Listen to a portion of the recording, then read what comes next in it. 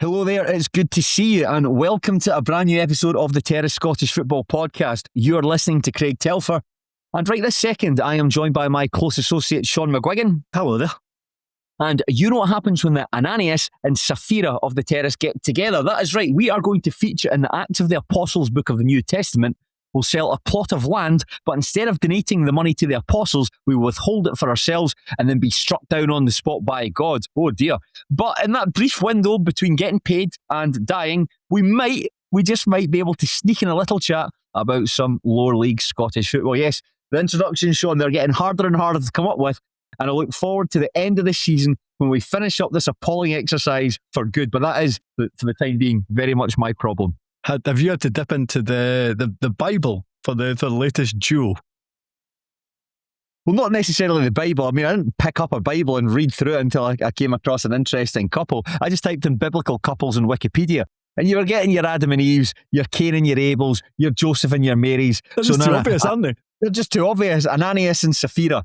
There's, you know, something, Shaughan, the obvious ones. There's times when folk message me saying, oh, here's a good... It doesn't happen I say there's times, it doesn't happen very often, but oh, you should use this as your introduction for the show. And it's like the Martin Clunes and Neil Morrissey of the Terrace. It doesn't really work. The Anton Deck, come on, we can do better than that. I say we can do better than that. We're just about keeping our heads above water in that regard. But I think I said this is... I mean, when you say we'll do better, but you've literally had to dip into the Bible, so I'm not quite so sure. Martin Clunes, I could probably talk to you about Martin Clunes' career. Less so those jobbers for the Bible. Martin Clunes is playing someone in an upcoming biopic. Who is it that he's playing? It's like I'm going to have to Google this because it's just popped into my head. Is it from some kind of scandal? It could be, yes. There's probably someone in their house shouting at a computer, Martin Clunes is to play Hugh Edwards. That's who he's playing. We were right, it was a scandal. But listen, enough about Martin Clunes, enough about the Bible, the Apostles, Cain and Abel, Ananias and Sapphira. Listen, we're here to talk about some lower league Scottish football, and if you've listened to this show, you know exactly what you're going to get, but if you haven't, well, you are in for a treat. Shaughan and I will be analysing one game from the Championship, another from League One, and a third and final fixture from League Two. And we'll have a brief discussion about the midweek action. I think actually that's what the basis of this podcast is, the midweek action. Maybe I should have rewritten my introduction before I came out to play, but that's the wacky nature of doing these Terrace podcasts. You come in here, you're flying by the seat of your pants. Shaughan, how are you doing? I'm very well. How are you? I'm fine, mate. I'm fine. Just very unfortunate that we have to start this podcast with some corrections and clarifications. And as we anticipated on last week's show, this was something we would have to clear up. There was some debate about the music Queen of the South ran onto last week before the game against Peterhead. I said it was Bootylicious by Destiny's Child and then into Kashmir by Led Zeppelin. You said it was just Bootylicious all the way through, and the team emerged to the guitar breakdown in the song. Now, it turns out we were both right and both wrong at the same time. They did run out to Bootylicious by Destiny's Child, but it didn't transition into Kashmir by Led Zeppelin, and it didn't transition into the guitar breakdown. It actually transitioned into Wake Up by Rage Against the Machine, a song famously used, in the closing scene of The Matrix. That's quite interesting. I don't suppose you saw the highlights of Peterhead versus Alloa from Tuesday evening. I've not had a chance to watch them yet. Because they seem to, and again, there's every chance I am incorrect here, but it sounded like when the players came out, they came out to the theme tune of 2001 A Space Odyssey, and then that went into Queen, which felt very unusual, but fair play. I mean, I'm probably wrong, but that's what I thought it was. It's a piece of classical music, isn't it, from 2001? Yes, that's right. Yes. And then that kind of monkey's like bashing something up with a bone. His cock. You know who my least favourite band on the planet are? Queen. I really can't stand Queen. I think they're really overrated. I think they are maybe my least favourite band, along with maybe Steps. I really dislike Queen and Steps. I think all of their songs are shit. I don't know how you can have an opinion on Steps. They're just too fluffy and lightweight a band to have actually to give them any thought. Fair play. Queen and Muse, they're my two least for bands, and bands who are quite theatrical. Maybe that's, I just don't like flamboyance. Maybe that's my thing. Fair, I would have to read more into Muse to dislike them. But certainly I know a lot about Queen, and I suppose I know all of Step songs. I just think they're all really bad. Yeah, Under Pressure's good though. Yes, yeah, one of the better ones. Yeah, I knew this has got David Bowie, and I was actually listening to some David Bowie on the big drive. I was up in Inverness on Friday night for work, and went to Dumfries to watch Queen of South one, Stenhousemuir one, and on the way, there's your first mention of Stenny in this podcast. We're 5 minutes 30 seconds into it, and on the way down, I was listening to some David Bowie. I listened to Low and then listened to Station by Station. Low came out actually just after, listening to them in the wrong order, but fabulous albums. I know this is a total NPC thing to say. David Bowie, really good, by the way. Check him out if you haven't already. I'm sure you'll enjoy him.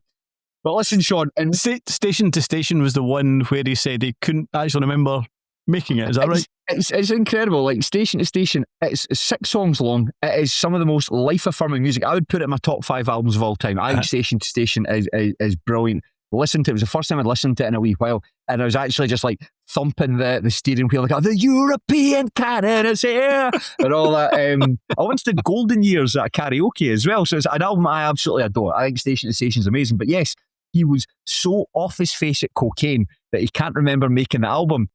He was interviewed like after. He said, well, I know I was in Los Angeles at the time because there was photographs that said I was in Los Angeles. Like, that's amazing. That's just perhaps the man's genius, is the fact that you can make, to me, and I'm sure to millions of other people, one of the greatest pieces of music of all time, and it's just you can't remember it. It was living off a diet of peppers and milk. Ooh, I'd hate to see what I was going to say. I hate to see what a stool sample looks like. I'd never want to see David Bowie's stool sample at all. I don't know why I was. I don't see anyone's stool sample. Listen, Shaughan, before I embarrass myself any further, let's get into it, and we'll start with the Championship. Although only a handful of fixtures on Saturday because of the Scottish Cup, a number of games were postponed. So instead, we'll focus on Ayr United 1, Queen's Park 2 from Tuesday night at Somerset Park. Callum Smith opened the scoring for the Spiders with his first goal for the club just before the hour mark. And although Ben Dempsey equalised late on with a low drive, Michael Ruth got the winner in the dying stages. And it's fair to say the wee man is on a good run at the moment. Ayr United, not in good form just now. They're in 5th place with 34 points. But Queen's Park, my word, their recent run of results has been incredible. They were bottom of the table at the start of February, but they've won 4 of their last 6 matches. They're up to 6th place with 34 points, level with Ayr United. And I have to say, I think this has been one of the most remarkable turnarounds of the season so far. Shaughan, you actually went along to this game. Give us your shoot thoughts on Ayr United 1, Queen's Park 2. Now, I didn't go along, but I did spend £10 on a stream, so I did watch it. I beg your pardon. It wasn't a good game, but what I would say is I found it fascinating in terms of, and just in general, the kind of path that these two clubs are on. And I think this game summed it up really, really well. Now, I think if you look at Queen's Park's team on paper and compare it to Ayr United's, I don't think Queen's Park's team is necessarily better in terms of quality. I really don't. But there is something about them, and the fact that they sold their best player in January and have somehow got better, it speaks volumes about them. But in terms of Ayr United, who I think on paper are a really good team, I didn't see anything from them on Tuesday evening against Queen's Park. I thought they were really poor. And as much as it wasn't a good game, Queen's Park were worthy winners. And there is something about the honest men, and it comes right from the top. There is something about them under Scott Brown that is not clicking and not working. And yes, there's still time to go in terms of there's a quarter of the season remaining. But I'm now at the stage where I don't expect them to get in the top 4, and you're kind of looking at their tenure under Brown, and with each and every week it is looking like a disappointment and a bit of a failure. Let's look at both teams one after the other, and I think we'll probably talk about Ayr United since they were the side at home. They're the side sitting further up the table. They've probably got well, certainly prior to this game, sort of greater aspirations in Queen's Park. I don't know if Queen's Park are perhaps looking upwards now rather than over the shoulder, but nevertheless, I was looking at United's form. They've only won one league match this calendar year as a 2-1 win over Wraith Rovers in January. But since then, that's their only one win in 8 matches. And it feels like the teams maybe outside, you've got like St Johnstone, Partick Thistle, Arbroath all having good seasons. And there's a clutch of teams there that you can maybe make cases for and make cases against. And I think Ayr United, the longer times go on, you're making a case against them. From this match, start with the stuff that you didn't like about their performance. What did you see from them you thought, well, I'm not too sure about this? So, I mean, certainly if you want to, if you go through their starting 11, I think in terms of Anton Dowds and George Oakley, I appreciate that they are coming back from injury. So right away, you don't want to be too harsh. And also, they didn't really have, I think that is a good forward line for the championship. They didn't have too many chances to work with. I didn't think they had too many kind of crosses or deliveries or through balls that they could do very much with. So I had a wee bit sympathy for them, but there wasn't a lot of movement from them either. And I think in terms of the biggest issue that this Ayr United side had, certainly in terms of the first half, was I felt like the plan was to go wide and get balls into the box. And I think if you have, let's say you maybe have Jamie Murphy in that team, or you have a kind of fit Dylan Watchett, for example, maybe bombing forward from the right back position, that could work. But last night it was kind of maybe Ben Summers, or it was Mark McKenzie, or it was Scott McMahon, or it was George Finney from the kind of fullback position. And it felt like none of those 4 players were able to. In fact, I'm not sure any of them delivered a good ball into the box the entire game. And when certainly that's how it felt, that was your game plan. Get the ball wide, get the ball into the box to 2 decent target men. And it doesn't work at all for essentially the entire game, then it's hard to be too positive about plan A, because I never really felt there was a plan B. When I see George Oakley and Anton Dowds paired up front, and I'll be honest, I can't say I've seen too much Ayr United like games in the flesh. Maybe they've been on the television, and just when we're talking about them, so I can't say I watch them in too great detail. You'll know better than me. When I see Oakley and Dowds up front, I always think that's quite a good two-man target force, because you can hit Oakley. Oakley's quite good at the physical stuff, and Dowds is a bit more technical, albeit Dowds is a bit more kind of raw and unrefined and a wee bit more chaotic, but nevertheless, he can do things that other players can't. Was there any opportunity to try and just get the ball up to Oakley and then play it from there? Because judging by Scott Brown's interview, he said we were pretty much the shorthand is that we were poor in both boxes. Did you see anything from the pair of them that recapture that old chemistry that they had a couple of months ago? I certainly don't think they were the worst aspect of Ayr United's performance. I do think both teams really struggled in the first half, so it would be quite harsh to say to maybe single anybody out. But if I was an Ayr United fan, my concern would be in terms of movement. Didn't see too much from Oakley, didn't see too much from Dowds, and just in general, it was a very, very stodgy performance. And I suppose if you really want to be glass half full, then the fact that Oakley and Dowds are coming back from bad injuries. So I don't think either are particularly 100% match fit at this moment in time. But that's about as positive as I can be about them. It was just a stodgy performance. One of the other things, going back to Brown's interview, I found interesting when he said he's they were talking about the boy interviewing, I think about Mitchell Fegan's good guy, but he was saying that he was asked about the attacking third and giving players confidence to do what they need to do when they go into that part of the pitch. And he said basically the players are allowed to do what they want with a little bit of structure. And I found that interesting, because I think that it's one thing just letting players do what they want, but I'm going back to thinking about maybe like Manchester United. You know, you read about them, their recent struggles. when they've been playing poorly, and it's the fact that I think Jose Mourinho was quite bad for it in his latter days at Manchester United, just letting the team get the ball forward and playing from there, and just basically we don't train the forwards. I'm sure it's not the case. I don't think it'd be the case with any sort of modern coach, let alone Scott Brown. I just found that interesting that the players are allowed to effectively do what I thought there might be a bit more control there than maybe a wee bit more deliberate. You think it was just like, get it wide and let's see what happens? I sometimes think that Scott Brown is, if Ayr United have a poor result or they lose, then Scott Brown has excuses. And I would be surprised if there was no plan in terms of when Ayr United get into that final third. I'd be amazed if Scott Brown said, just do whatever you want as soon as you get there. I think he is, whether it's throwing goalkeepers under the bus, whether it's criticising defenders, which he did. I think he said something about,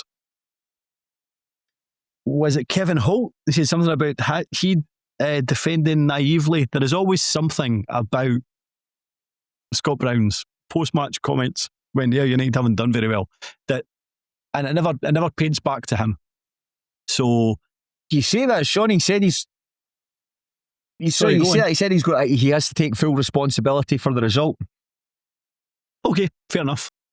But I know what you mean in terms of, he said something about, as you say, about they had the freedom to do whatever they wanted in the final third. Let's face it, Ayr United are going through a terrible time and they are really, really underperforming, and I don't always feel that Scott Brown takes accountability for that.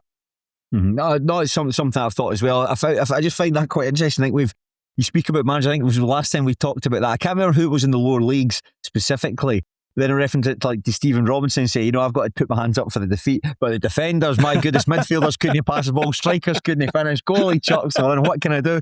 But I really have to take full responsibility for this. Yeah, I found that. I remember, I know it's going back a bit, I remember when they lost to Partick Thistle in the playoff quarter-finals last season, and that was a very patchwork Partick Thistle side as well. I thought that Brown just kind of deflected a lot of the blame onto the players, and they are going through a tough spell at the moment. There was boos at the full-time whistle, and I watched the highlights from Queen's Park, and again, Queen's Park do a really good highlights pack. Just was the gantry at Ayr, I think that's a common complaint, just where the gantry was higher up so you get a better view of the game. At the end of the match, there was boos at the full-time whistle, and the camera was following, like Sean Crichton going up and high-fiving his players, and the Queen's Park players going over to salute the fans. There's audible boos after that, and I wonder if that was Brown coming off the pitch. That it feels like fans, and I'm using Pine Bother as a barometer, it just feels like they want to see a change in the dugout at Somerset Park. Yeah, I think that's the case. I mean, in terms of last season, it was a success to a degree, but I think in terms of this season, rightly or wrongly, I was under the impression that Ayr had a decent budget. I presumed it was behind St Johnstone's. I presumed it was behind Ross County's. I thought after that point they would have been there or thereabouts in terms of Partick Thistle. And that's probably about like maybe third biggest budget in the division. I actually thought they could not necessarily run St Johnstone close or certainly Ross County close. I mean, Ross County have been a disaster. But the fact that Ross County have been a disaster and that second place opens up is an even bigger indictment, I suppose, on the job that Brown has done. And I already got the impression that I don't think he had a lot of credit in the bank going into this season. Mm-hmm. And I think it's now essentially empty. So if they can't get into the top four, and I wouldn't expect them to do too much if they did get into the playoffs, but if they can't get into the top four, I would expect a change in the summer. Forgot to mention as well, I just isolated the results in the league. Forgot to mention they got knocked out of the KDM Evolution Trophy by Inverness Caledonian Thistle, and I think that we've said it a lot on this show that the Challenge Cup's a competition. It matters when you want it to matter, and it doesn't. The results don't need to mean anything. It depends on the argument you're making. Mm-hmm. But I just felt that this was a very winnable competition for United. It was the opportunity to play in a big final for the first time since When's the last time United won a cup final with the early 2000s? Maybe, am I right in saying? So it just feels like another missed opportunity. And just when you're seen knocked out of a winnable competition, flailing in the league, perhaps looking over your shoulder now, you're levelling points with a team who were bottom of the table just a couple of weeks ago. You'd worry. And I think that maybe the fans' anger, there's times where your anger gets to such a pitch with someone that you want to divert it elsewhere. And I wonder if the anger goes beyond Scott Brown and into like Graham Mathie and David Smith, maybe about the change not being made. So it feels like Ayr United, they're making incredible strides off the park. That main stand at Somerset Park is beautiful. I can't wait to get the chance to go and stand in it or go to hospitality in it at some point, because it looks fantastic. They're building this new training complex right next to the ground, which will obviously be a huge boon for the club. It feels like they're moving in a really positive direction there, but you also need to move in the right direction off the park as well. And on the park as well, beg your pardon. And it just feels like they're not doing that. And I think that's why the anger maybe is directed towards the people running the club. Yeah, and I suppose as well in terms of, if you remember, Ayr United put out that kind of New Year message where Smith had said that, I suppose, touched on the things that you've mentioned in terms of everything that's going on off the park. And at that point, I think they were sitting fourth. So you could argue on the park they were doing okay, but maybe not as well as maybe was expected. But I think how he delivered that message, I think he maybe mentioned that there was a disappointment from within the club in terms of maybe the attendances that are coming through the gates, for example. And I don't think it went down too well. And I do think that's something that you have to be aware of as whether it's a CEO or whatever. But all these things kind of pile up in terms of Ayr fans becoming increasingly frustrated and annoyed at what's going on at the team, despite the fact, as you say, off the park, I think they're doing very, very well. Good goal from Ben Dempsey, though. A good goal from Ben Dempsey, albeit Callum Ferry was a wee bit slow to get down to it. It wasn't, it didn't exactly arrow in, it kind of went in quite slowly.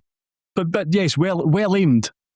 Somebody who is getting on a train and they're just about to reach the door, the doors are closed, so they shuffle forward quite quickly to make sure they're on it. Is that how you're describing his goal? Did it didn't arrow into it, it shuffled its way into the net?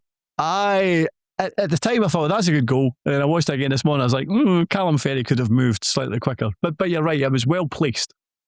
Can we talk about something a bit more positive then? Can we talk about Queen's Park? And this is perhaps one of the great success stories of the season so far. Now there's still a long way for Queen's Park to go, but after losing 1-0 to Ross County and then following it up by losing 8-0 to Rangers at Ibrox, that could have a catastrophic impact on the season. The players would have been down and out of it.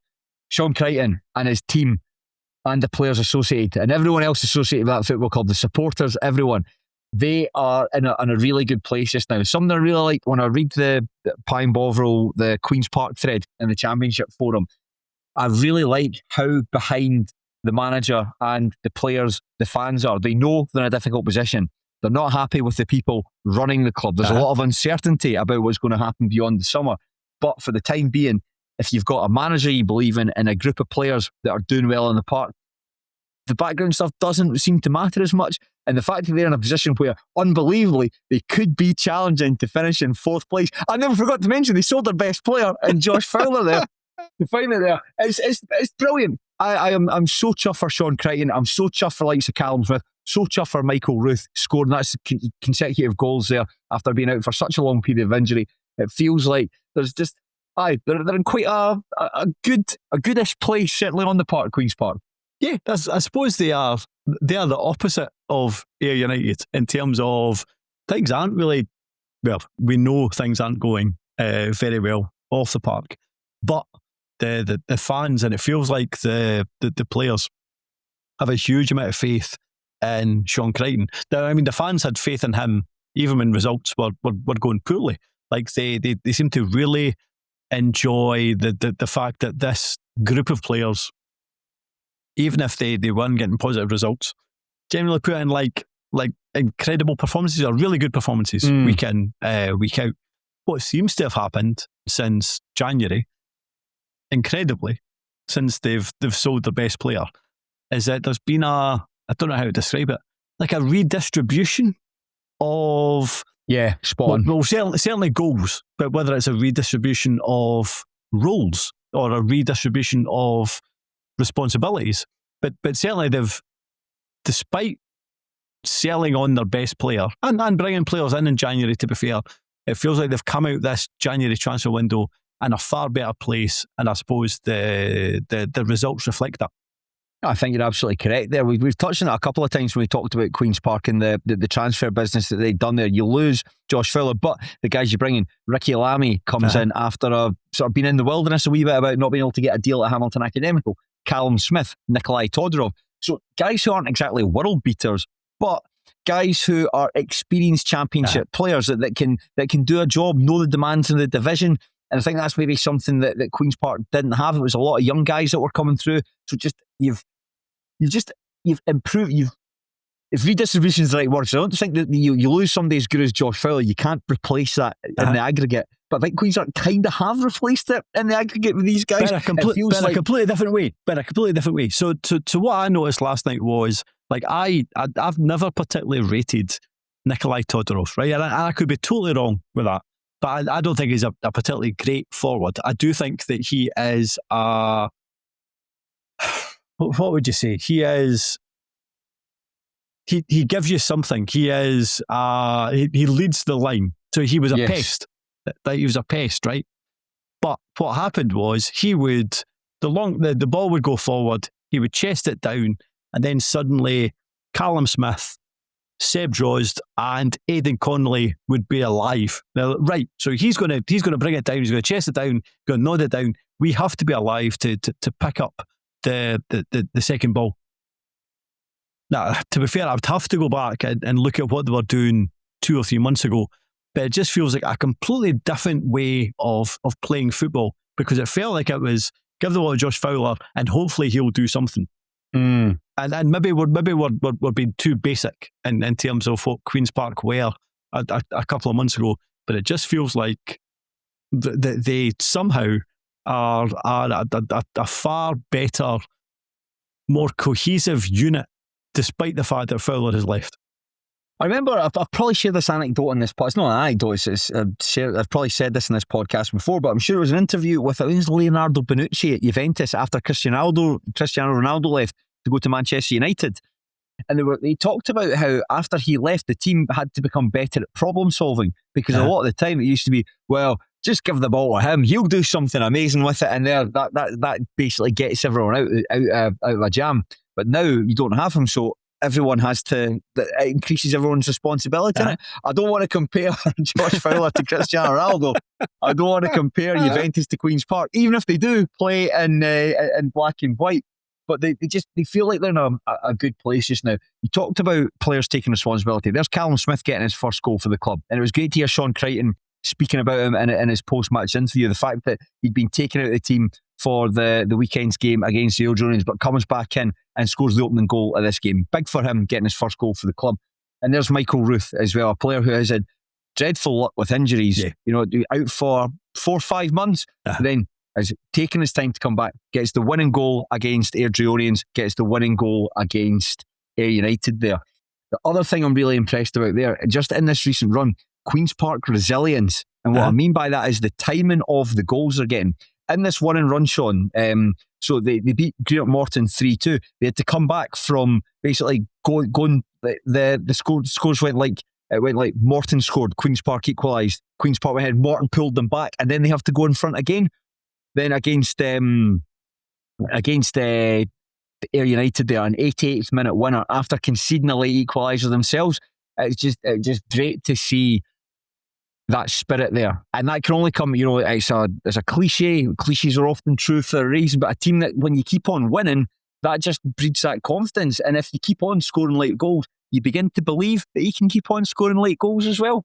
Yeah, I mean, see when I don't know if you listen, but like Callum Smith was interviewed, and it was only a couple of minutes, but he sounded, and I know you're always going to be upbeat after a win, but he sounded like he was in a good place. And Shaughan Crichton's interview sounded like he was in a good place. And you just feel like all of those players, I do think that's why they're on the run that they're on, because they are happy to, whether it's run a bit further or run a bit harder for Crichton. Like I do think that has a lot to do with it. Then you listen to Scott Brown's interview, and yes, clearly it's going to be more downbeat when you've lost a game.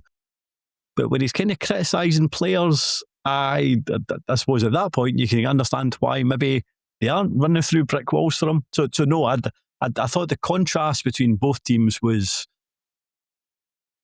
really fascinating on Tuesday night. Another observation I've got about Shaughan Crichton is I think he's just a really good politician. Now, I think you're going back a couple of months to, I can't remember exactly what the game it was, but it took place shortly after Eddie Hunter had passed away. Eddie Hunter, Queen's Park legend, associated with as a player, managed the club as well. Crichton mentioned how important it was that I think they'd won the game or whatever, but he paid tribute to Eddie Hunter. And I think, and that just, I remember mentioning that when we spoke about it, and the fact that he talked about the fans, paid credit to the fans, and just said how their heads don't go down when they concede. I think he's very smart at keeping folk on side. Mm-hmm. And I don't think that's necessarily like a deliberate thing, but it just feeds into something I've always said about Shaughan Crichton: a great ambassador for your football club. Looks good. I'm going to imagine he smells good, talks good. If, say the football management doesn't work out for him, I swear to God, there's a career in politics waiting for him. He could be Glasgow's equivalent of Zoran Mamdani. That's it. Get him out there, get him holding babies, get him recording sort of snazzy TikTok videos to promote his campaign. But I think I do think he's got something about him, and he's just a real galvanising presence there. He has dealt with setbacks, bounced back from them very well, and it's a sin that he didn't get the league, the Championship Manager of the Month award for February. I think Stuart Kettlewell got it and followed it up getting absolutely trounced by Dunfermline Athletic. I heard rumours that you were very much keen on Crichton to get the Championship Manager of the Month. Yeah, very, very keen. I stated my case, but it was a split room. I think that was quite contentious, that one, in terms of the way that the voting went. But listen, ultimately it doesn't matter. I mean, whether or not Shaughan Crichton gets his manager month for February is neither here nor there. The most important thing is I recognise him. That's the most. Rather than, I'm sure Shaughan Crichton, that's the most important thing that matters. That you're satisfied by how he's doing. Rather than award voted by some of the brightest minds in Scottish football media. Nah, who just cares? Your brain. When this big flabby jobber sitting in his horrible little cold box room thinks you're doing a great job, that's the most important thing. I feel like you should do like a sort of Tracy Island paper mache award and hand deliver it to Queen's Park and give it to myself. The interesting thing, Shaughan, is the two teams are playing each other again on Saturday. Queen's Park versus A United at Lesser Hampden. Do you think we're going to see more of the same here, or do you think we're going to see something differently here? The reason I'm asking it is Scott Brown was asked about that. Do you think the fact that we're playing again Queen's Park so quickly gives us the motivation to go and kick on? And he thinks it does. It'll give the players the opportunity to put things right on Saturday. To a degree, I understand where Scott Brown's coming from. However, I think Leon King went off injured, and somebody else went off injured, so they are already kind of down to the bare bones. So if anything, I would fancy Queen's Park to win this even more. So I'll go for a home win. Yeah, certainly hope that Queen's Park win this game as well. I just one other thing to mention: Henry Fieldson's performance. Another player singled out by Shaughan Crichton. Really good run and assist for Callum Smith's goal. Imagine compiling a list of the top 30 players in the lower leagues and missing out on Henry Fieldson. If I was doing that, I'd have sleepless nights. Fucking hell. In fairness, the list hasn't been published yet. We could still change it. It's too much work. But anyway, you can look forward to that. It involves writing 100 words. It's not that. That takes me 15 minutes. Yeah, maybe, but nevertheless, Henry Fieldson is a very good player with a very high ceiling. And if I had written a listicle about the 30 best players in the lower leagues, and I had missed out Henry Fieldson, I'd be feeling very ashamed of myself. But nevertheless, that's something to look forward to. Maybe by May, April, June, who knows? Who knows? But Shaughan, before we move on from the Championship, can we talk a little bit about the Battle of Gayfield on Saturday, the 0-0 draw between Arbroath and Ross County that ended with 2 red cards and a possible eye gouge as well? It looked like one of the worst games in the division this season. But you're right, certainly there was a contentious moment in terms of the eye gouge. Aye, I mean, like for context, so Caden Kamara gets sent off after 22 minutes for a really bad tackle on Craig Watson. And I think as soon as the tackle's made, he knows he's getting sent off because Watson, he catches him high on his ankle. Watson's down, holding himself in a lot of pain. Kamara's got his head in his hands. He can't believe what he's done. He knows it's coming. The other one for Ross Docherty got a red card late on. It's a bad tackle on Scott Robinson. Ross County are trying to, beg your pardon, Arbroath are trying to counter. Ross Docherty basically scissors him. And then when Scott Robinson gets up in retaliation, you're seeing 28 years later the way that Alpha rips off someone's head clean off their shoulders. It looks like that's what Robinson's trying to do. He just doesn't have the strength to quite manage it. But nevertheless, in his attempt to take Docherty's head off his shoulders, he seems to prize his eyes. It looks like he's trying to use his head as a bowling ball. It really is a dreadful way to approach an opponent. And then whether it's bad luck in terms of how the photograph is taken, I'm not sure. But goodness me, it's the fact that there were Arbroath fans defending him online is interesting.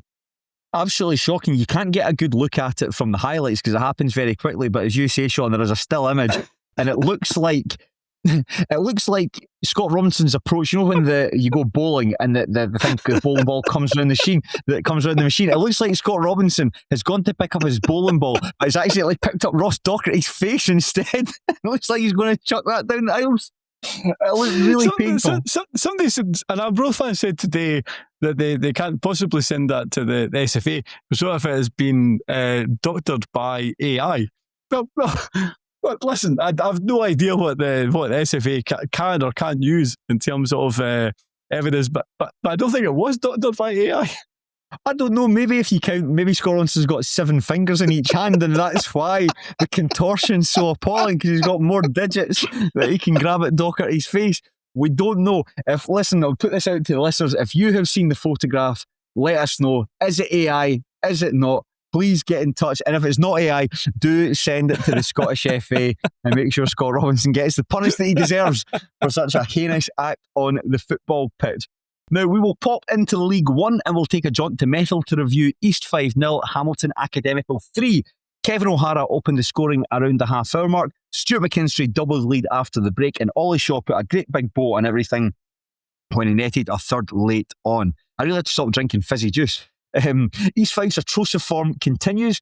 They've recorded 11 defeats from the last 12 matches, comfortably the worst side in the country right now. And if that wasn't bad enough, it looks as though Andy Munro and Mamadou Bat will miss the remainder of the season through injury. They're in 7th place with 28 points.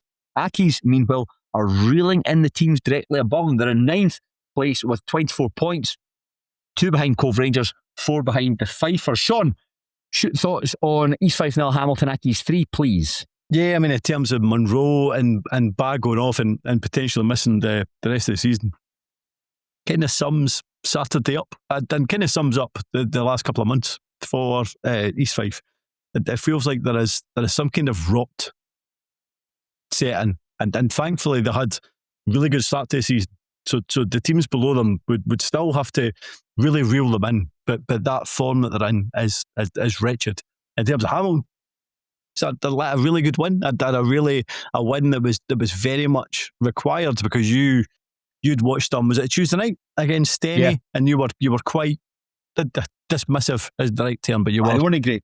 You thought they were poor. However, based on Saturday, they looked absolutely fine. And then bearing in mind that kind of something like Ollie Shaw, for example, like came off the bench, did that maybe augurs well in terms of some kind of squad depth, because I think that was a fear that they have almost none. However, they looked far and away better than the Fifers on Saturday. Yeah, we'll talk about Accies first, because they're more fun to talk about, not in a Queen's Park fun way, but just in a good for you sort of way. It feels like after all the badness that's gone on off the park this season, that's 21 points have been deducted from the football club. The fact that they're still in with a shout of challenging, well, not challenging, but basically pulling themselves away from relegation, I think there's a huge amount of credit has to go to the players and to Darian McKinnon. I think actually maybe the job that Darian McKinnon's done since he's come in is maybe gone under the radar a little bit. And what I mean by that is we were very full of praise for John Rankin. The fact that he basically had to keep that group of players together in some really testing circumstances. And it just reached a pitch where John Rankin couldn't continue anymore. And McKinnon had to basically come in there and just like keep things ticking over. And I think on the whole, he's done pretty well. Like basically to just pick up the reins from where Rankin left off, keep everyone together, keep everyone on side, keep everyone motivated. And on top of that, he's a player who's a manager who's not afraid to make big decisions.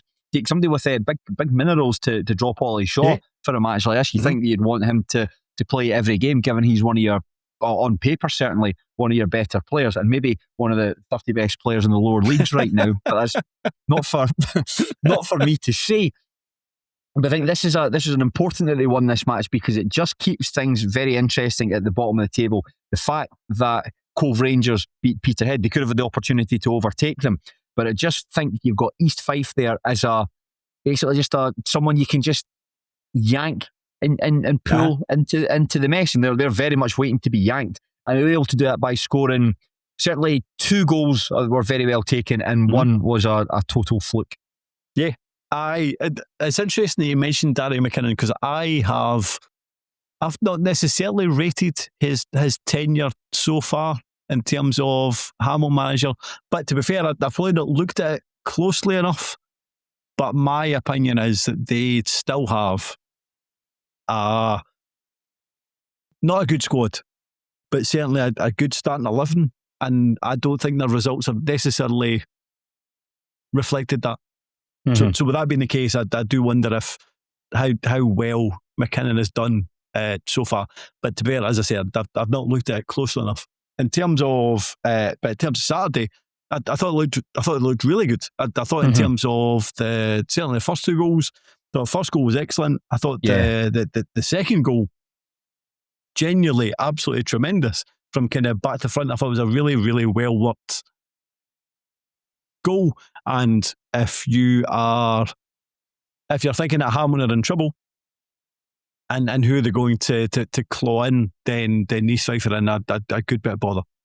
Yeah, just on those goals, just have to say the first goal's really, really slick. There's a really good bit of interplay. I think it's between Kyle McDonald and Kevin O'Hara. Yep. But there's someone, I can't remember who it is, someone comes and drops deep to pop the ball off, and I think they take a bit of a whack in the process from an opposition player.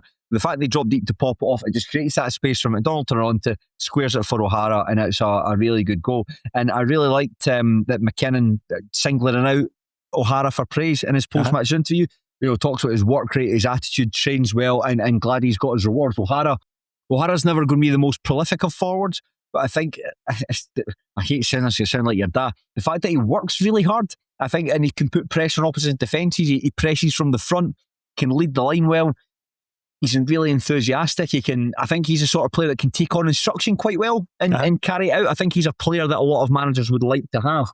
And I think maybe a lot of the work that he does goes unnoticed because you're thinking, this guy's a forward, he's not scoring that many goals.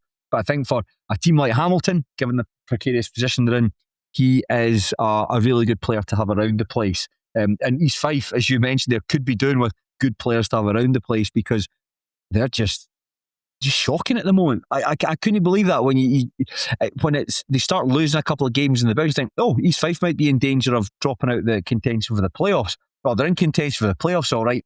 The relegation playoffs. No, but you're right. I mean, is it 1 win in 10? Something like that? What it's out of the last 12 matches, 1 win, 11 defeats. Right, okay. And I appreciate that they've had injuries. I mean, in terms of SPFL clubs, they may have had more injuries than most. But just in terms of performances in general, like they have been like kind of rank rotten for a long time now. And you do wonder if it hadn't been, like, the manager's Dick Campbell, and he has this, how would you describe it? So he has perceived aura. Yes, he clearly does have a bit of an aura. And I do wonder if it hadn't been him, let's say it had been Michael Tidser, for example, whether he would still be in situ as his Fife manager, I am not sure. But you do wonder how much credit he still has in the bank. It's a very good question. You lose 11 matches out of 12 games, and I think that, I think the rationale for keeping him on, there's rumours that he puts money into the club. I don't know if that's, can you substantiate that, but like, if I'm going to imagine that he and his brother are quite wealthy through their time in football and through the work they do outside. I think that he's able to maybe sign players that they wouldn't necessarily able to. That's pure speculation, by the way. That's pure speculation. I don't have any inside scoop on that. And if you do know, let me know and I can correct it on next week's podcast. We always start with corrections and clarifications. But it feels like the aura you've spoken about, if it was anyone else, I wonder if it would be in trouble. Because you watch his post-match interviews. I know it was Ian Campbell that did this one. It just feels like when you listen to you might have noticed as well, the longer this terrible run's gone on, the longer it takes Dick Campbell to answer the first question in the post-match interview. So he just kind of licks his lips and then eventually answers. I've been in football a long time, son. And this sort of like smiling and nodding. You know what? I'm going to watch back all of Dick Campbell's post-match interviews for this run, and I'm going to see if by next week if I can do an impression of him by putting them all together. And I think I might be able to do it. But yeah, the injuries. It must just be, you think that finally we've managed to get Nathan Austin back onto the pitch. I think that was his first start in a wee while. Huge loss for them because he is such an important player, and I think he's got a better as he's got on. He might have lost a bit of that electric speed, but I think he knows how to lead the line better and play with his back to goal. You finally get him back into the team, and then you lose Andy Munro, and then you lose Mamadou Ba. Now, Ba is a player he's got a reasonably high ceiling, but quite a low floor as well. Totally. I think a lot of the time we talk about him, it's after he has been subbed at half time after making an egregious error that's led to a red card or an opposition goal or something like that. But when he does play well, he can be really good. I remember earlier in the season coming up against Ewan O'Reilly when East Fife beat Stenhousemuir, and he had a really good game in that, kept O'Reilly quiet, and there's not a lot of fullbacks that do that in League One. But the fact that he's injured, the fact that Andy Munro is injured, Andy Munro is another player who's matured into quite a good centre-back. I don't think he plays as much football. He just likes to clear his lines, keep things simple. You don't have him anymore, so that just stretches things a little bit further. You're looking for guys like the more experienced players like Easton, like Conor McManus, like Mikey McKenna. You're not really getting much from them at the moment as well. It just feels like there's just a real sucking malaise there at the moment. I think I said, if I'm an East Fife fan, I could forgive Dick Campbell when it comes to injuries, and the fact that they had such a good start to the campaign. However, you look at that midfield that started against Hamilton. There was like Sam Colbert, Kieran Miller, Mikey McKenna, Jack Healy. And that feels like a good midfield. So like you can talk about injuries all you want, but it still feels like East Fife have quality there that just aren't performing anymore. And it feels like from the outside looking in, I'm not entirely sure that Dick Campbell is getting the most out of them. And as much as he is a big figure and a big personality, and I appreciate that he is such an important part of that club, and the fact that he got them promoted last season, I'm not entirely sure that he is doing particularly well. And I find that interesting.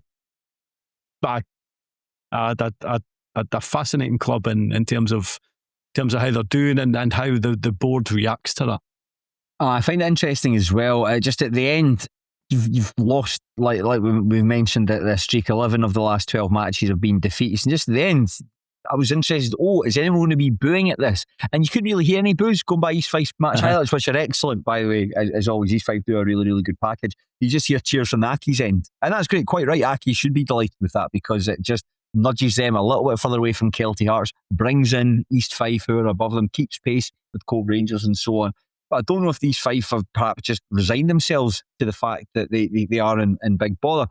But I suppose the whole season is defined by all the games you play. I know that's a really stupid, thick thing to say, but the fact that if you have a bad start to the campaign but finish it strongly, all the points count the same. And I don't know if the East Fife's good start will ultimately hold them in good stead. But given the fact they're just 4 points ahead of ninth place, I'm not so sure. I mean, up next, Shaughan, they're going to be taking on, they're away at Kelty Hearts. So that's a really big game for both clubs. I read a lot about how Kelty have improved. I watch them and they generally still get beat. So I'll go for a draw for this, actually. I think if East Fife don't win this match, I'm going to put them down as they're going to finish ninth. Yeah. I don't think that's a bad opinion. Yeah, it's not massively revelatory there, but if you can't beat the team that's bottom of the table and are really struggling to find any form, I think they went ahead against Alloa, ended up losing that match, despite the fact that Alloa, Shaughan the game's post-match interview, acknowledged that Alloa didn't play very well, despite the fact that they won. 2 really good goals from Callum Burnside as well in that match. But then at Hamilton Academical versus Queen of the South at Broadwood. Queen of the South are really poor, aren't they? I will go for a narrow Hamilton win. And just one of you, just sticking with Queen of the South and badness, so some pretty unpleasant scenes at the weekend. I think we all saw it on social media where a brick was thrown at the Stenhousemuir supporters bus as it left the area. I wasn't on the bus. I mentioned I'd driven down from Inverness. 4.5 hour drive, by the way. I'll get it in. Well, no, I stopped in Aviemore, so I can't really. But from Aviemore to Dumfries, I drove the whole way. Pissed like a racehorse when I got off got out of the car. I'll tell you that. I'll tell you that. Anyway, sorry. Enough about that. But I was in the car, and as I was leaving, I'd parked in the ice ring, and as I was driving out, I could see a bunch of young team. You know how they're all dressed. They're all dressed in black, hoods up and so on, sort of running beyond my car. And I wondered where they were going to, because Stenny didn't bring a young team of their own. There were some young fans, but not necessarily what you would class as the ultras, like a rival team of ultras. And then you see that video going up on social media of a brick going through the window. Thankfully, 2 people have been charged. I think Queen of the South were very quick in their response to do it. Rangers and Celtic, if you're watching, follow Queen of the South's example. That's how you get to the bottom of a problem. The brick, thankfully, it was put right through the middle of the bus, and rather than landing in anyone's lap, it went down into the stairwell where the toilets are. Okay. So no one was hurt, but somebody could have been hurt because there was older people, there was children effectively on the bus. A lot of people unhappy with it. So just was not a good week. This is something we'll be talking on a View from the Terrace on Friday as well, but just not a good week for ultra culture. You saw what happened on the Sunday with the Union Bears all running onto the pitch, and I want to acknowledge there was more. It wasn't just them that were on the pitch. There were Celtic supporters, Daz, football coaches apparently, all on the football pitch. But I just felt like a dark day for that sort of a dark weekend, beg your pardon, for that movement. Yeah, I think there's a discussion about kind of ultras at Starks Park as well, and my opinion is I'm okay with there being no atmosphere if it means no bad behaviour. If that makes sense. I'm not that fussed about atmosphere if it means fighting and throwing bricks at buses and fighting on the park or fighting outside Starks Park. I'd rather just didn't come. And I suppose the only positive I could say about the bus scenario is that inexplicably they didn't cover their faces. So actually we can see who done it, and they're banned, and the police will get involved. So hopefully they won't be seen at a game for a long, long time. Yeah, the boy looked like Tommy Moon from EastEnders as well. There's another one to add to our lower league Scottish football superstars and folk that are in EastEnders. One of the good things, and I suppose it just highlights just the sort of the maybe I'll go to highlights the good relationship between the team and the players. The team bus was half full. I'm going to assume it was half full because a lot of the players come from sort of Glasgow area, maybe around that. So there's no point in getting the bus from Dumfries to Stenhousemuir to go back to Glasgow. You can make your own way to the game. So the team bus was half full. So the supporters were alighted from the supporters bus and went on to the team bus. So half the team and the supporters travelled back to FK5, which is pretty cool. Oh, that's really cool. That's really cool. An unexpected bonus, I suppose. Aye. Not for the players. For the fans, not for the players. Not for the players. Just like, so I'm going to have to sit with these boys for 80 minutes as we go back. Imagine if you were a player getting your lug chewed off by a half-cut fan who's telling you how much he loved you. Probably great for the first couple of minutes, but by the time you get to Abingdon, you'd be like, this is terrible. This is absolutely terrible. I've had enough. I've also just realised I'm not wearing my glasses just now. No wonder I can't see properly. Oh yeah, remember them? Yeah, aye. I see. Do I have my other pair around me? No, I don't. I've got two pairs. One are a bit more esoteric than the other. I was hoping I'd have them to hand, but sadly I don't. So you're just going to have to. My weakening peepers are going to have to keep up with this. But anyway, listen. Well, before my eyes dim further, we'll wrap up this podcast with a third and final fixture from League Two. We could actually pick any of the games taking place over the weekend. There was loads to talk about, but because of those pesky midweek encounters, we've gone for Tuesday night's match between Dumbarton and Stranraer at the Rock. Mark Durnan opened the scoring for the Suns when he headed home a corner after just 2 minutes, and Scott Honeyman doubled their advantage when he finished from close range shortly afterwards. It finished Dumbarton 2, Stranraer 0. This match has had huge ramifications at the foot of the table. Dumbarton have now moved 5 points clear from Edinburgh City at the bottom. And it's the first time since August they've won back-to-back games.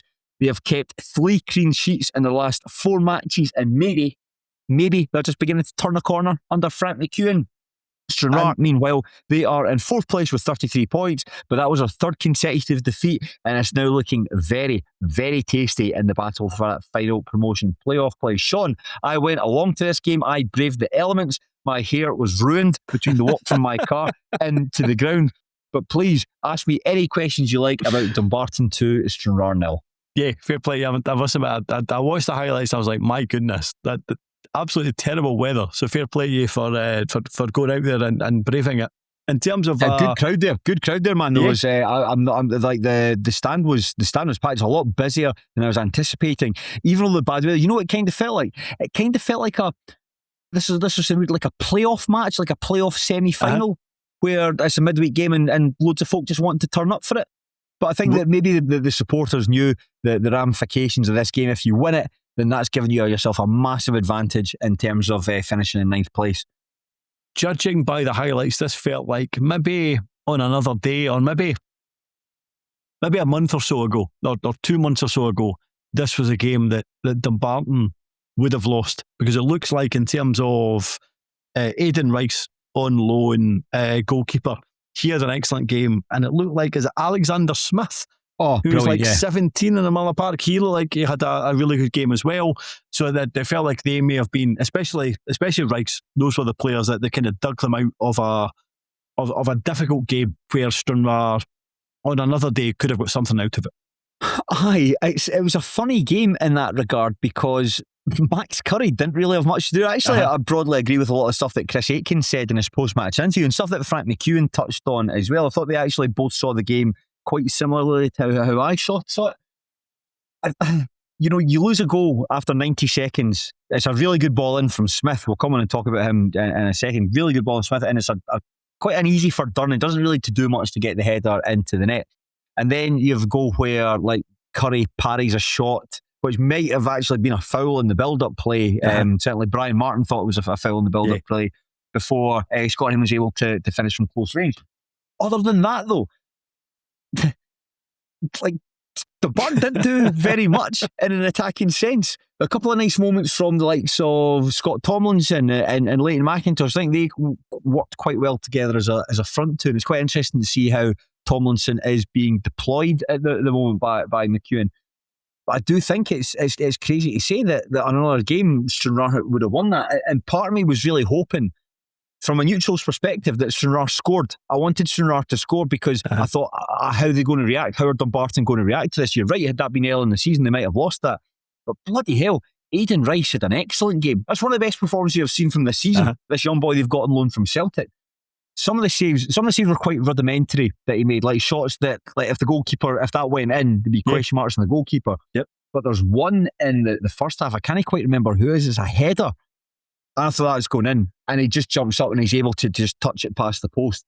There was one, I think, from Aaron Quigg just prior to that. Quigg makes it easy for him. I think it's the only place where Quigg can really put the goal based on his angle when the ball comes into him to shoot. But the fact that Rice is there to block it with his knees, it's a great shot. And later on in the match, like Lewis Reid had a header. He was unmarked in the box, and he only wasn't able to put enough power on it, but he was able to direct it right into the bottom corner.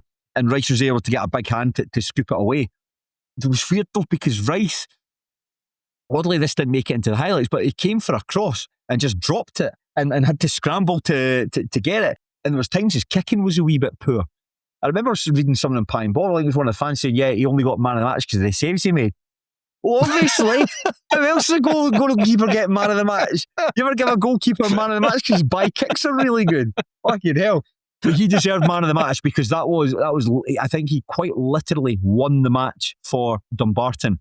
And it's the point that Chris Aitken made was that, you know, how can you be angry with your players? You've lost the match, but how can you be annoyed with that, given that probably with a better team, won a lot of the first balls, won a lot of the second balls, certainly in the second half. I know there's the state of the game's changed by that point where Stranraer could just go for it, really, because what's the difference between losing 2-0 to losing 3-0 and so on when you're going for it. But it's I thought they played well. I have nothing to show for it. Actually, a draw would have been the fair result from this game. As weird as that sounds to say from a 2-0 match, I think a draw would have been the fairer result. Stranraer did deserve something for this. It's funny to listen to Frank McGuigan, because I think there's been games where they've maybe lost under his stewardship and he's been more upbeat, but he wasn't overly upbeat about this. However, I am presuming, although you'll be able to confirm, in terms of the fans, because they've been so down on McGuigan, they've been down on, not necessarily players, actually, I think they have backed the players, but they've been down on the club in general, the owner, the manager. What was the feeling at full time? Was it relief or was it belief or? I think I remember those things. It was great. I mean, I got to the game just in time for kickoff, which was just as well, because had it been any later, I might have missed that first goal. Queuing up to get in, and going, yes, and not having a clue what had happened. So it was good in that regard. But I think the fans, you take a 2-goal lead early doors, you can be quite relaxed in the game. And it was one of those kind of games as well. You ever seen it from your goalkeeper? Maybe when like peak David McGuigan, when he was at Wraith Rovers, when you've got a goalkeeper who's just having such a good game that you just think that the opposition could play, they could be hitting shots from all sorts and are just not going to score. It kind of felt like one of those games for Stranraer. And so Dumbarton, although they were the second best team, pretty much from the time Honeyman doubled their advantage, they might have been the second best side. I think at the full-time whistle, everyone was just class. Everyone was in a right good mood because, as we mentioned there, you've gone, how many games is that without defeat? That's 4 games without defeat. 3 matches where you've kept clean sheets. You've beaten one of the team's favourites for the title quite comfortably at the weekend there. You follow up by beating the team that's in the final playoff place. Like, not comfortably, but you beat them 2-0 and you keep a clean sheet in the process. Your goalkeeper has a world-class game. It feels like that the tanker is turning under McGuigan, and they'll still be a wee bit nervous about Edinburgh City, because Edinburgh City showed at the weekend they're a capable side. Some of the goals they scored, like Innes Lawson's goal in that match, really good. Just a reminder about how well him and Malik Zaid work together. So there's still a team that can go for it. But I just think now you've got a bit of breathing space. It just feels like there's still a lot of hard work to be done, but it's all in your hands. You're not relying on anyone's favours. Basically, it comes to the fact that if Dumbarton win all their games between now and the end of the season, they stay up. So it's all in your hands. So that's what it is. It's a sense of this is it feels like a corner turned. It feels like a corner. I still think McGuigan's got work to do to try and win people round, but you can only do it by winning matches. And certainly, based on the past couple of days, it's a really good feeling around the club at the moment. And in terms of Stranraer, I know Chris Aitken was broadly positive after the game, despite the fact that they lost 2-0. However, they are on a reasonably poor run. Like, they're still clinging on to that fourth place, but is there something to be concerned about in terms of a Stranraer perspective? I don't know, Shaughan. I don't know, because you saw a real, like, Stranraer were very bad against Edinburgh City, and Chris Aitken, go by his post-match interview in that game, was furious with his team, furious with the referee, just generally furious. It looked like Ellingham had punched a wall and was still in a lot of pain and was doing his best to conceal it. Like, as soon as the camera would go like, ah! Something like that. So, but in this one, I didn't. Not I feel sorry for him, but I agree with what he said. You saw your team. You were crap against Edinburgh. You were good here in a game that you deserve something from. But the goalkeeper has about 7 saves. Some of them which were really good. Some of them that you would think, how have you saved that? That one, particularly from the header that he managed to claw away in the first half. How have you managed to save that? What can you do when the goalkeeper has a performance like that? I think it was encouraging from this. Couple of players to pick out from Stranraer before we come in. We'll circle back onto Alex Smith, because he is definitely someone that I want to talk about as well. I thought that Lewis Reid had a good game. Every time I see Lewis Reid, I just think, you're not long for Stair Park. Let's not kid ourselves. He's a guy that's got potential to play further up the food chain. I thought he played quite well. I thought that Darren Lang played well in the first half. He faded a wee bit in the second, but I like Lang, and just that he's just bags the enthusiasm. And what I mean by that is he never seems to. He's quite relentless. He never seems to get like anyone thumps him or anything. He's straight back up, and I think he can put himself in good positions. He's a nuisance to play against, and I think that he's quite a good player to have in that attack. Don Plank came off the bench, for instance, and I think Brian Martin says it'll be interesting to see. I think one or two, Brian or Lawrence said it'll be interesting to see how he gets on this boggy pitch. He got on fine. I'll say that. He got on fine. He was doing really well at driving forward and picking up space. And again, he had another good effort that Rice got down to tip past the post. Saluturi, when he came on, I think that he's been just gently encouraged back into it. Yeah, he's had a really bad injury, so it's good to see him back playing. He brought a bit of dynamism up front. Kirk McKnight came on, and his throws were a bit of a bother. It's not really a performance that I can fault, other than the concession of the 2 goals. And one of them's bad from a corner, great ball in from Smith, bad to defend from a corner. These things happen all the time. And the second one, just bad luck for Curry getting down to parry that cross, and it lands at Scott Honeyman to finish. So from a Stranraer perspective, I just think it's really important that they bounce back. I mean, the next game's at home to East Kilbride, right? It's just, Stranraer have they beaten East Kilbride in the past? They were great the last time they met. In fact, when they played them at K Park previously, they need a win here, because as we mentioned there, it's getting, you could like Annan, Elgin, Stirling Albion, Forfar Athletic. All these teams are capable of catching up Stranraer and overtaking them, so they really need to get a win here. But it's just unfortunate it's against the most informed side in Scotland at the moment. Dumbarton have got away against Elgin City. How do you think they'll get on? Elgin, I think Elgin were a wee bit unlucky during the week. Do you know something? Dumbarton are a bit of a tear. I'll go for a draw. Aye, and just sticking with Dumbarton before we move on, Alex Smith, just really, really impressed with him. He sticks out like a sore thumb because he's just so wee. He looks like a wee boy in there. Like he could be like Mark Durnan's son who's come along for work experience. Or you ever played 5-a-sides when you're really struggling for numbers, so someone comes along, or somebody's son comes along. It's the same kind of thing as that. However, when he got in the ball, I mean, it's his corner kick that leads to the goal. He puts the ball, it's a great corner in as well. And it's his shot that Curry saves that gets turned into net by Honeyman. You'll have seen him in the highlights a number of times where he was just picking up the ball. He's got that low centre of gravity. The ball just sticks to him and he can go one way very quickly, shuffle the other way and take the ball into space. Very difficult player to get the ball off. He faded a wee bit in the second half. He wasn't quite as influential. But in that first half, particularly in those bright spots for Dumbarton, he was central to it. He is a great player. Really good player. Reminds me, and this is perhaps the highest compliment I can play him, reminds me a wee bit of Davy Anderson at Queen's Park, which is, It's not often I'll dish out a compliment like that, but in that performance, I saw enough to think this boy's got a wee bit about him. Did you see the unusual but really good interview that was a 10-year-old Dumbarton fan was interviewing Alexander Smith after the game? Did you see it?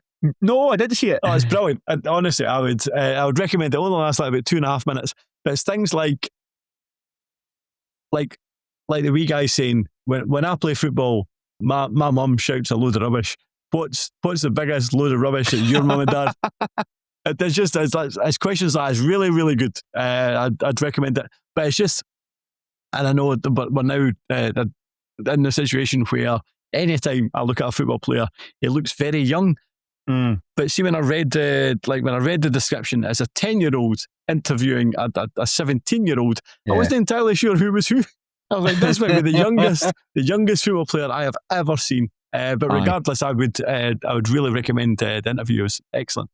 The only thing that I think is going to hold him back is unfortunately his height, because he must be about like 5'4". He must be. Who was that toty wee fella that played for Ross County last season?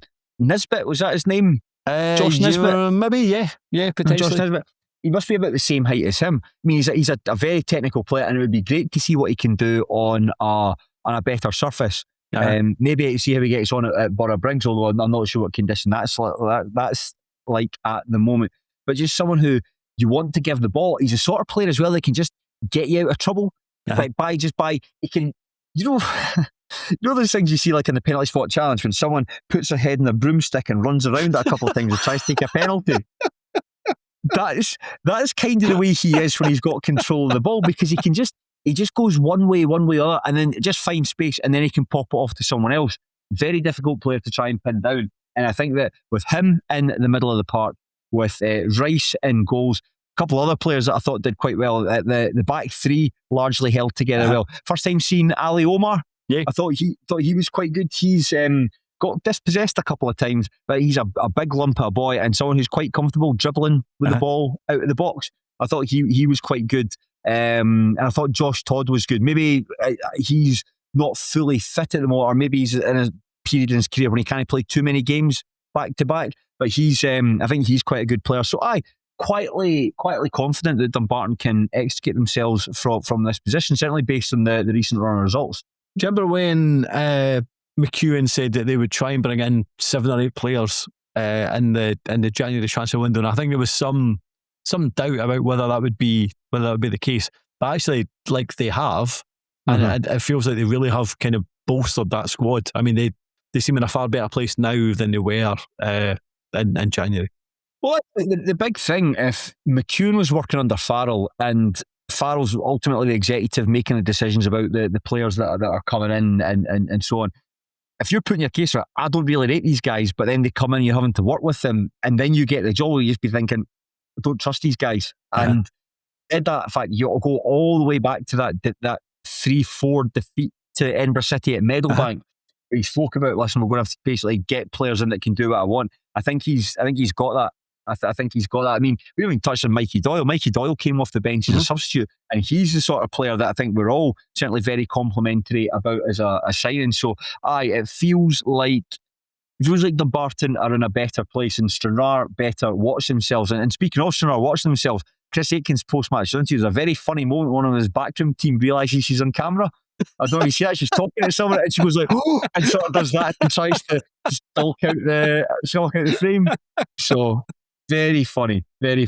And just before we wrap up, Shaughan, I know that they played Elgin City and got a very good result against them on Tuesday night, but can we talk a wee bit about Annan Athletics' 3-3 draw with Stirling Albion?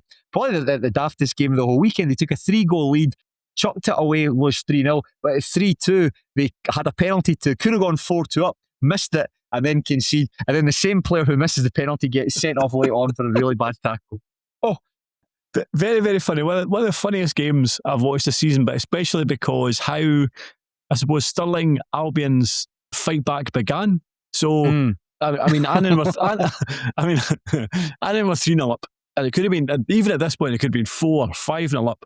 They even started the second half really, really well, and then they were breaking forward again. So maybe it could have been 4-0. But Willie Gibson, their player manager, was, I don't know how to describe it. I mean, he was essentially tackled by the ref. He was essentially tackled by the referee. Like, the referee stopped him in his tracks. Mm-hmm. But then play just progressed, and literally Stirling Albion scored from that referee.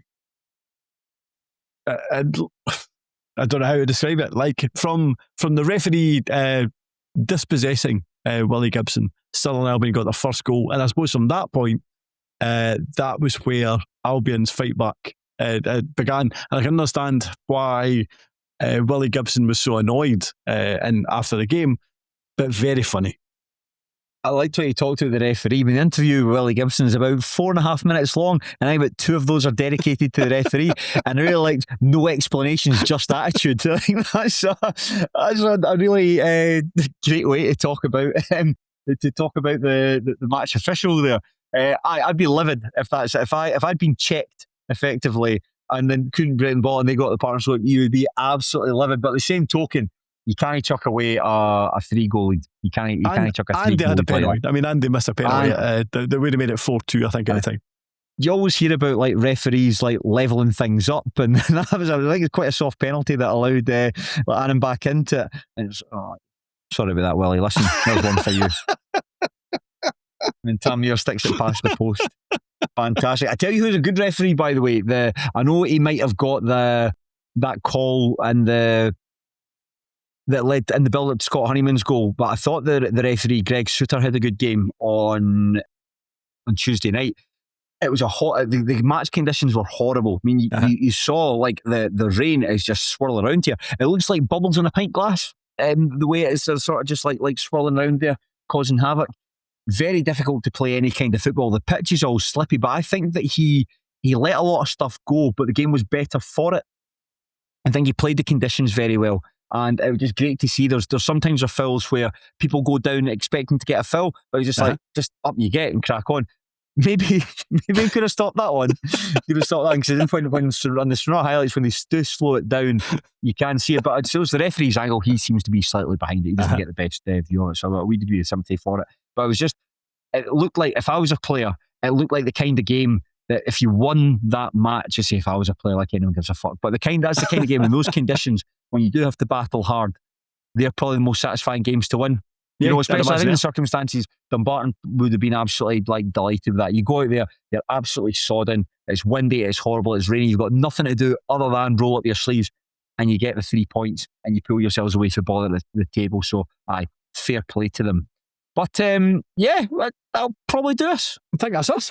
And that was good, Shaughan. Different class as usual. Good to get to hang out with you. And listener, if you enjoyed hanging out with Shaughan McGuigan and would like to pay money to spend time with him and other like-minded people, not in real life, Shaughan doesn't want anything to do with you, but he will happily take your money if you sign up to the Patreon. Yes, it's patreon.com/Terrace Podcast. For as little as £2 per month, you can access it. So get on it now. Really good couple of podcasts going up with Robert Borthwick talking to Stevie Dinn from GigPod about the legacy of Kieran Tierney and Callum McGuire. That was good. And Craig Cairns and Craig Anderson having a debate about plastic pitches in Scottish football. So very, very good stuff. But Shaughan, I will no doubt see you next week to talk about some lower league Scottish football. Look forward to it. And you, listening to this podcast, I will no doubt see you next week to talk at you about some lower league Scottish football. So until the next time, enjoy your football. But unlike a reasonably well-known Scottish media company who have been using generative AI to come up with some truly appalling ideas for their social media lately, dear me, please do so respectfully. Thank you.